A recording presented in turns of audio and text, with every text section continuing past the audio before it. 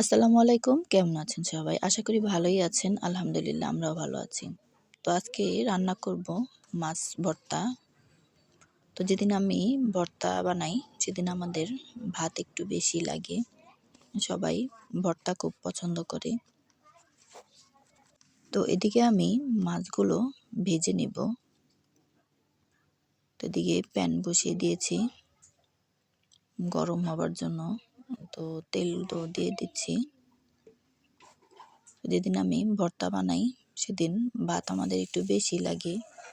সবাই ভর্তা খেতে খুব পছন্দ করে।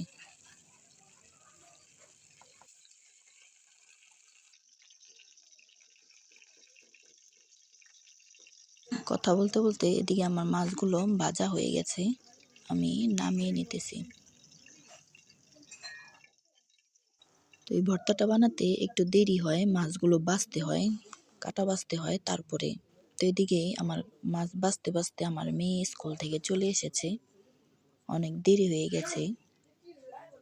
এর জন্য ওর বাবা টেকনিক করে ওদের ভূতের গল্প শোনাইতেছে যেন এদিকে আমার মাছ ভর্তাটাও হয়ে যায়।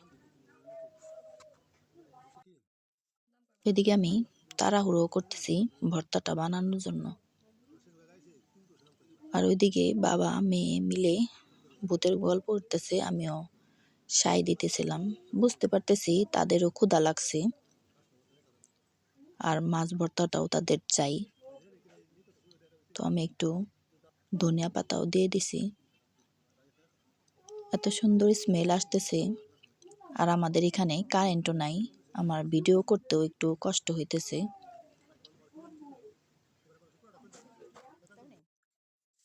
তো প্রায় ভর্তাটা আমার হয়েই গেছে। এখন সরিষার তেল দিলেই ব্যাস আমার ভর্তাটা হয়ে যায়। তো সরিষার তেলটা দিয়ে নিয়ে নিলাম, হয়ে গেছে আমার ভর্তা।